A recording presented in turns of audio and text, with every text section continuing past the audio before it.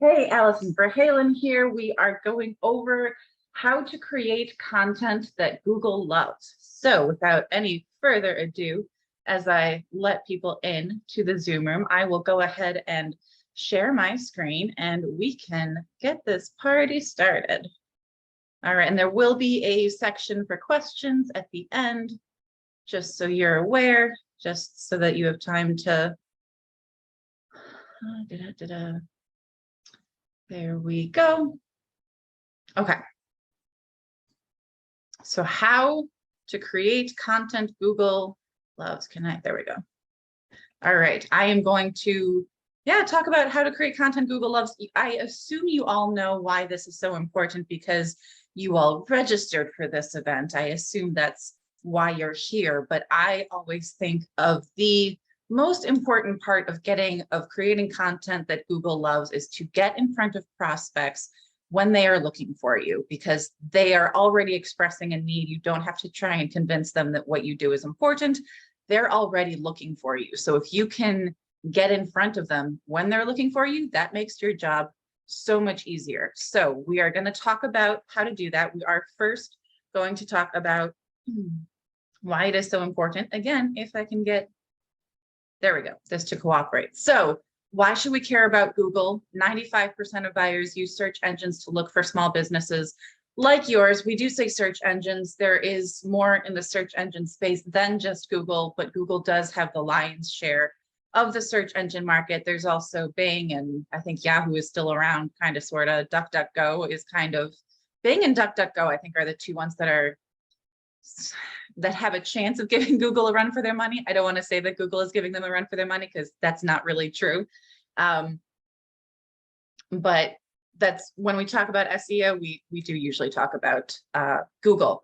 SEO gives you a chance to get in front of people when they're looking for you. Like I said, they already expressed an interest in what you're doing. They want to know more about you.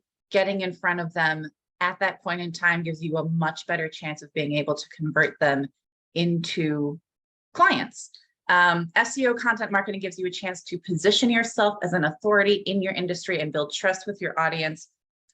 I know a lot of people, this is probably true for you. I know this is certainly true for me, and a lot of people I talk to, if they do a Google search and something shows up on the first page of Google, that automatically establishes them as an authority in their industry, because, hey, if Google put them up on the first page, then they must really know what they're talking about. They must really know what they're doing. Whether or not that's true is debatable, but Google I think, has done a pretty good job of trying to vet people and their authority and their trustworthiness. It is constantly tweaking its algorithm and looking for better and better ways to do that. And then, like I said, leads are looking for you when they conduct a search. So these are high quality leads, and we can talk a little bit later about keywords and when people are searching for you at different parts in the buyer journey and what that all means. But that being said, we are going to go on to the next slide, and apparently the space bar isn't working for me, so that's fine. We can do that. So who am I? I know a bunch of you know me. Not everyone here knows me. I am Allison Verhalen, your host for this webinar, founder and CEO of AV Writing Services and author of the book Content Marketing Made Easy. You can see over my shoulder there. I got my degree in English and psychology. Little did I know that was the perfect degree for content marketing. Had no idea what content marketing was, had no clue that this was a viable career option. Thought I wanted to work in publishing, graduated in 2009, right after the job market crashed. So there were no jobs to be had in publishing or really anywhere else. So, I answered phones for a few years. It was fine. It was definitely a job, not a career. Found myself between jobs at one point, and my roommate at the time, her dad, who was an attorney, was awesome and offered to give me stuff to do around his office until I got back on my feet. And one of the things he needed was someone to write blog posts for his law firm. And he knew I had a strong writing background, so he offered me the gig. I was more than happy to get paid to write. That was the dream as far as I was concerned. So I jumped at that chance, but had never written a blog post before. Had written lots of short stories, had written, I think I had tackled my first novel at that point, and had written obviously lots of essays and lots of papers for English classes, but had never written a blog post before. So I was looking through his blogs, trying to figure out what that was all about, what kind of content I would be expected to create. And his blogs were terrible. He was writing them himself. And you all know attorneys, they have language skills. They know how to make the English language work for them, but writing blog posts is its own game. And, you know, it started out pretty strong. The first paragraph or two were fine. And then the next paragraph, it skipped to something completely different. And I had no idea what he was talking about. There was no segue. I was eventually able to figure out how he got from point A to point B, but only because I was being paid to figure it out. If I had been a prospect, I would have said, okay, thanks, I'm going to find what I need somewhere else because this is not helping me, right? So after looking through his blog posts, getting an idea of what I would be expected to do, I came back and said, yes, I can absolutely write blog posts for you because I know I can do better than this. So I took over writing blog posts for him. I would write about 2 to 4 blog posts per month. I think we started out at like 2 and went up to 4. So that is something to consider as well, which I think I actually forgot to mention in this presentation. So let me come back to that.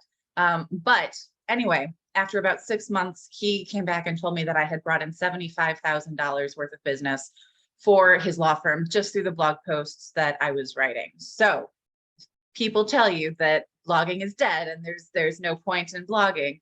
That's my favorite testimonial that I always like to point to and say, yes, it can absolutely be a source of income for your business. It's a great way to convince people you really know what you're talking about. So getting into the how of it all, we do start with keywords. There is a lot more to SEO than just keywords, but that is where it starts, right? Everyone types in a keyword into the Google search bar, although these days you are getting more and more people who are using voice search.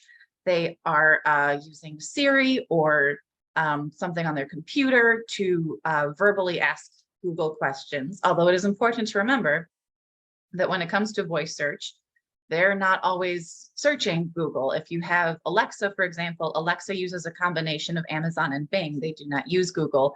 And Alexa currently has the vast majority of the virtual assistant, the home assistant market. So Google does have its own device, and the Google Home does use Google for searches. But again, when we talk about the fact that there's more than Google in SEO, that is something to keep in mind. It is also, when it comes to voice search, important to keep in mind how people phrase things. You know, like I'll use my dog as an example. She's passed out a few feet away from me on the floor. So if I'm searching for something for my dog, I might look for something like best dog food, all natural. I don't know, right? Or organic, best organic dog food, right? I'm going to leave out the prepositions. I'm going to leave out the what is or the where is or how do I find. I'm just putting those keywords into the search bar. If I'm verbally asking a Google Home or an Alexa or Siri about dog food, I might be more likely to use a full sentence, in which case that could change the keywords that are being used. So when people talk about voice search, that's what they're talking about. So you always want to do your keyword research first. I have a whole other presentation I've given on how to do keyword research, so I'm not going to go too deep into that right now. I will say the 2 things I always look at, there's a lot you can look at with keywords, but the 2 things I always look at are search volume, and that is given as a number, and it always indicates the average number of monthly searches per keyword. And then I look at another number that is sometimes called the SEO competition score. It is also sometimes called SEO difficulty. It goes by a few different names depending on the keyword tool that you are using, but that is a number from 1 to 100. 1 being there's no content out there using this keyword, it's super easy to rank for. 100 being there's a ton of content out there using this keyword, it's really hard to rank for, don't even bother. So you always want to find a good balance between a keyword that has a decent number of searches. Not all of them are going to be in the thousands, although some of them will, but also make sure that it has a decent competition score so that you're not trying to rank for something that has so much content out there you don't have a chance of ranking for it. So that's all I'm going to say on how to research keywords. Next, we're going to talk about keyword placement. This is really important because Google scans certain parts of your content first. Yes, you need the keyword throughout your content. You really, really need it in your title. You need it in your URL. That is the part that goes in the very top of the browser. You need it in your meta description, although this one I think you need it in your meta description for now. So what the meta description is that shows up on Google underneath your headline. So when people see your headline on Google, they want to know a little bit more about the content before they click through. Your meta description shows up. In the early days, it was just the top of your content. That's why a lot of SEO tools like Yoast and what's the other one that I use? I think it's AI SEO or something like that. Those always all-in-one SEO. So it's all, yeah, AIO SEO. So those recommend that you include the keyword in the introduction in your content, which I still think is a pretty good idea. It's not necessary. The reason they say that is because of the days when your first few lines, that's what showed up under your headline. But then you had a chance to craft a meta description and make sure your keyword was in the meta description. And now that shows up under your headline in Google. But lately, Google has decided that it can pull content from anywhere in your content and use that as your meta description to show up under your headline. So you don't really have control over what shows up there. This is something Google has started doing. They're not doing it all the time, but it does make me wonder if eventually meta descriptions will become obsolete. But for now, I recommend putting your keyword in your meta description. Also in your subheadings when you can. This is another one that I think might be kind of obsolete just because I've seen so many blog posts and articles show up on the first page of Google and they don't have their keywords in all of their subheadings. Google does read those subheadings to get an idea of what your content is like. It reads those H2 and H3 tags before it reads the rest of your content. So it can help to have your keyword in there, but I don't think it's as necessary as it once was, especially if it's not a super competitive keyword. And then obviously put your keyword throughout your content. I know people are always asking me how often they should be including their keyword in your content. I don't think there's like one hard and fast rule. I think if you're writing the really short sentence or paragraphs and sentences that are, the paragraphs are only 1 to 2 lines or sentences per paragraph, which you should, because that makes it really skimmable and make really easy for people to read. So you can do that, but then I would only put your keyword in there at most every other paragraph. And even then I wouldn't do it with like every other paragraph, right? I would space it out a little bit. Just use your best judgment. I mean, yes, Google wants to see your keyword in there, not a ton of times, but enough times to get an idea this is what your content is about. Just keep in mind that you are writing this for real live human beings who might get turned off if it sounds really repetitive. So just use your best judgment, step away from the content for a while, come back to it. And if it sounds really repetitive and you can really see that keyword jumping out at you because it's in there all the time, it might be time to delete some of those keywords, replace them with a synonym.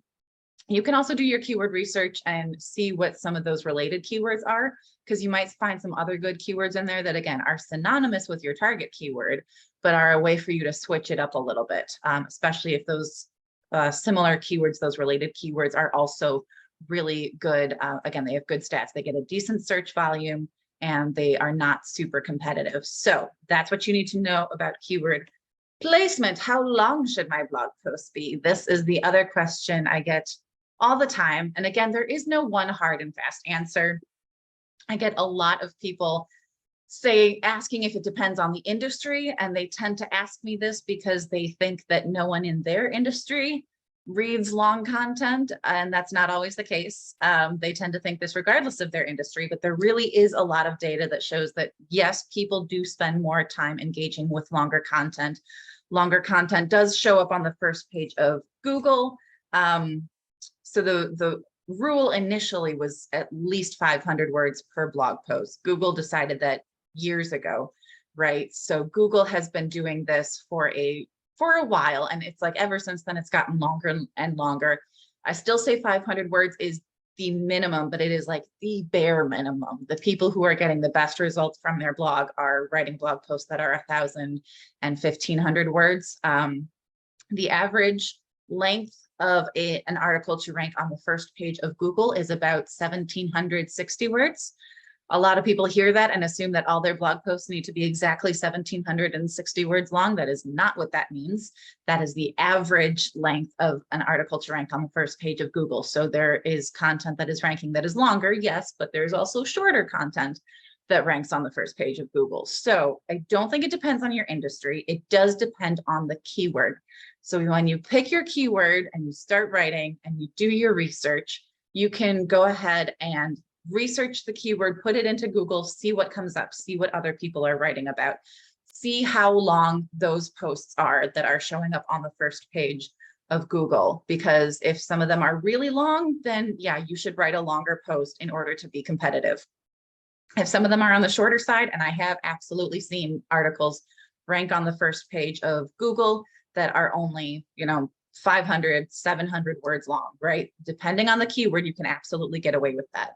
I think the word count, yes, you should always reach at least 500 words, but beyond that point, I think the word count matters less than making sure you have this ultimate guide style post and you are covering everything there is to cover on a given topic so that you become the go-to authority on that topic. So anything that anyone writes, you've covered it in your blog post and then some.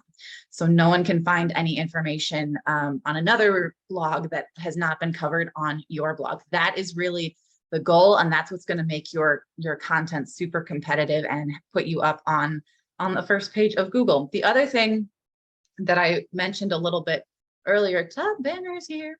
The other thing I mentioned a little bit earlier is frequency, which I forgot to include in my little slideshow here, but it is important as far as frequency.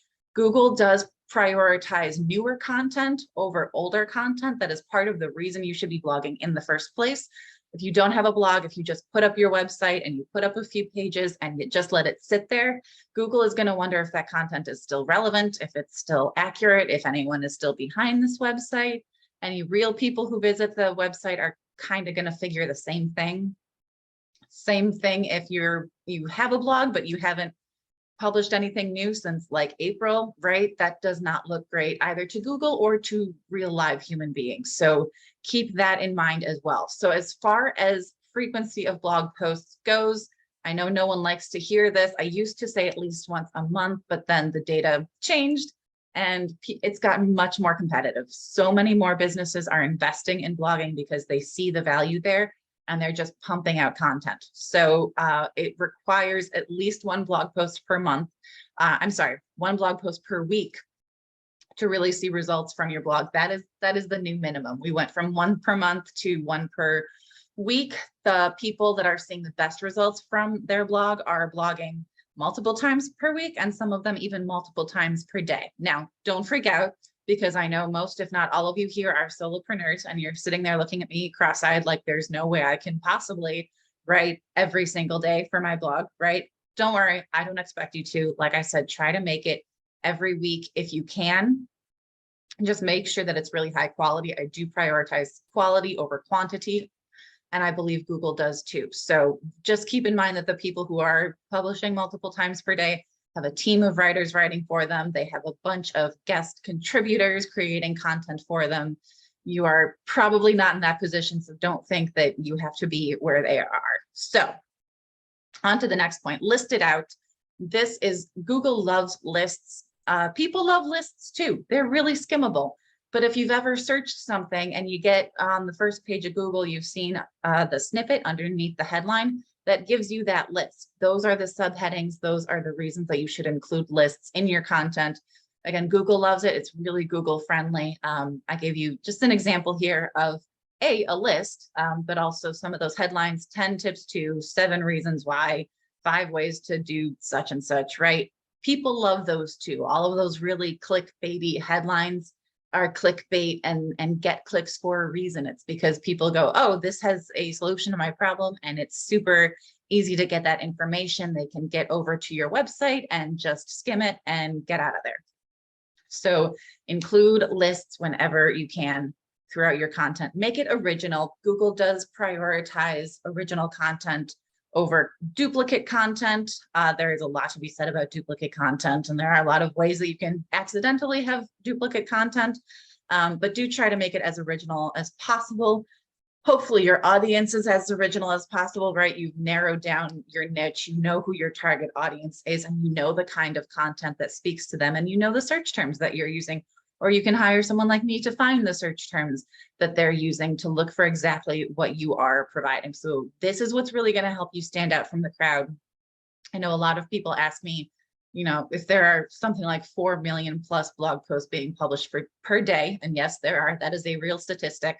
How can I possibly get anyone to my blog? Well, first, be consistent, because a lot of blogs put out a few posts and then give up. So first tip is don't give up. And second tip is understand who your target audience is and create content for that target audience, because not everyone in that target audience will be looking for all those other 4 million posts that are about 4 million other different things, right? So make it original. That's kind of just a general rule in marketing, right? You want something that really helps your brand stand out, and that's going to be your original content. So that's what I have to say on that. I do always recommend that you can look at your competitors, at what they're writing, to get an idea of what you should write about. That's a great way to look for content ideas, but you should never ever just like copy and paste their content. A, it's rude. B, it might be illegal. You might get a cease and desist from them, but it's also just not great marketing strategy, right? Because now you're targeting their audience instead of your audience. So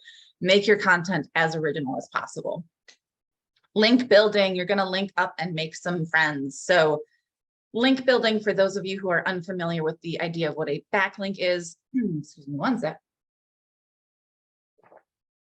A backlink is when a piece of content on a website links back to another piece of content on a website.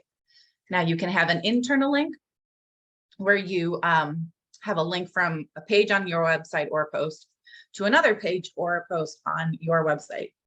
Excuse me, hang on.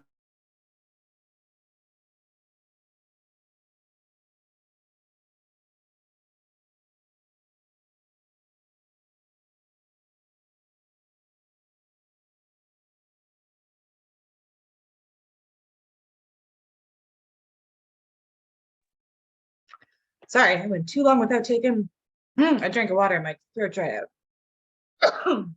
So then you have an external link, which is when a post or a page from another website links back to your website or another website entirely. That is an external backlink. Google loves that. That is a great way to position yourself as an authority in your industry, because now other people are referring to you, right? Other people are saying, hey, there's this great content over here.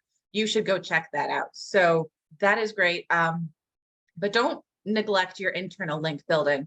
It does not have as much SEO juice because you are using yourself as a reference, but it does have some. So take that into account when you're creating your blog posts. Where are they in your link building structure? Is it an anchor text in your topic clusters? Is it part of a cluster of content that needs to link back to your anchor content? Keep all of that in mind. You can absolutely, obviously you can't control what other people do as far as getting backlinks to your site. You can always ask nicely. You can always have a content partnership with someone. Say, hey, you link to my content, I'll link to yours. Just don't do that too much, because it can get pretty obvious if you do it a lot that you're always sharing each other's content, and Google can catch on to that because Google is getting smarter and smarter about these things. So, but you can do it a little bit, and you can always just reach out when you see. I always use the check my links browser extension. You can check someone else's web page and it scans and looks for broken links. So you can reach out to them if you find a broken link and say, hey, I noticed this broken link on your website. I just happen to have another link or another post or page on my website on a similar topic. You might want to link to that instead. So absolutely take advantage of that. Get those links when you can. I also have a whole other webinar on link building. So you can ask me for the information on that one. You can also find that on my YouTube channel if you want to go check that out. Where did my cursor go? There we go. Okay, so that is it. I am going to leave you all here.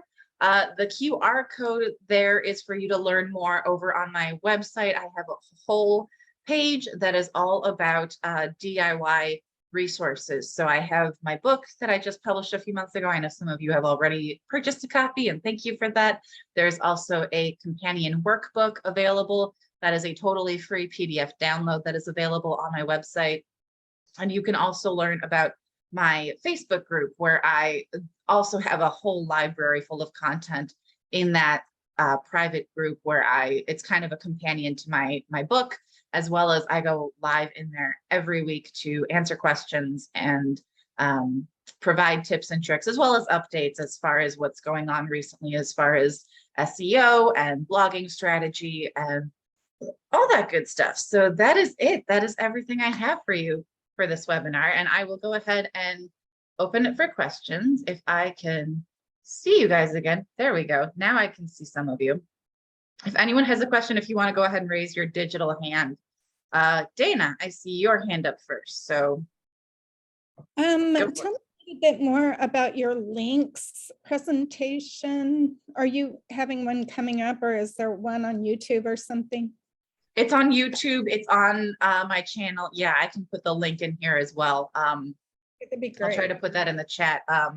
Yeah, that was actually last month that I did my backlinks webinar, and that had a ton of information in it. So that's one that I know people watched and then we're like, I'm going to have to watch this again because there's a lot of information in here. Any other questions? Allison, can you tell me, I'm curious about naming images and what if that does much for a search engine? Not really. That was another piece of advice that everyone used to say. You had to give an alt tag, your keyword in the image alt tag, because Google cannot yet read, read images or audio content. They are working on that. But recently, Google, John Mueller, who works at Google and talks to, I think, Search Engine Journal, he talks to them all the time and is like, no, we only use the image alt tag for like Google image searches. So if for some reason you want your image to show up in a Google image search, then yes, go ahead and use the alt tag and include whatever keywords you think people will be using to look for it. But as far as helping drive traffic to your content, it's not really going to do anything there.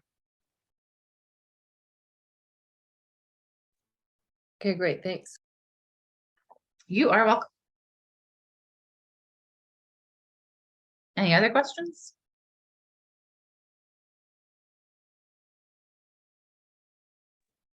It kind of, Jennifer's question makes me think of accessibility. And I don't know, like, if does Google do anything?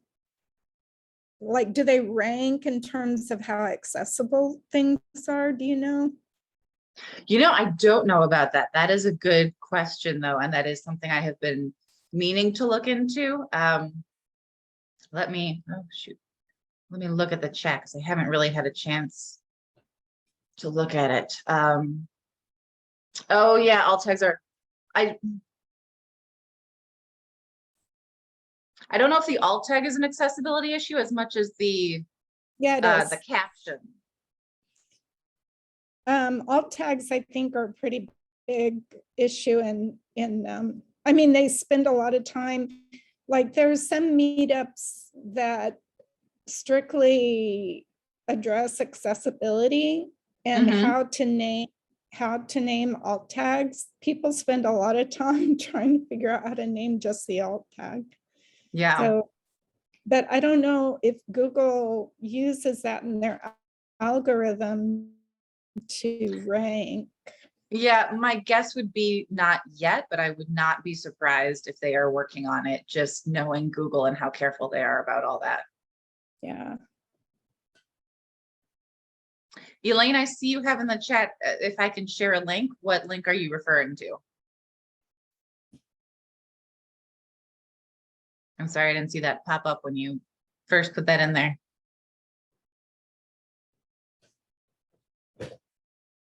Anyone else? Okay. Well, you can always email me later. So, all right. Any other questions? Oh, your workbook. I just went to your website. Is that something that you said we could look into? Yeah, that the workbook is a companion to my book, Content Marketing Made Easy. And the workbook is just a free PDF download. You don't have to pay for that. And you'll see it on that same page on my website. I provide a link to Amazon to buy the book, and then I also have another link just to download the PDF. Oh, perfect. Thank you. Were you going to put the YouTube link to the link? The link to the link? Yeah, let me pull it up. I just saw Elaine's message, so let me pull that up. She just wants the link that the QR code leads to, so I can absolutely pull that up. Do, do, do, do, do. Thank you so much. This is great. Of course.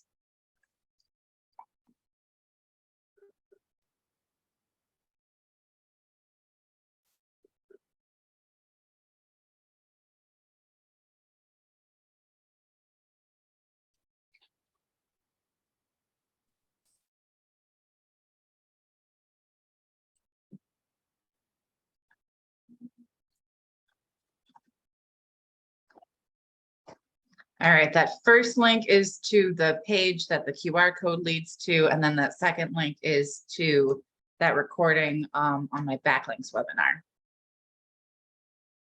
Welcome everyone to my webinar all about backlinks. I'm going to go ahead and share my screen. Here we go, slideshow.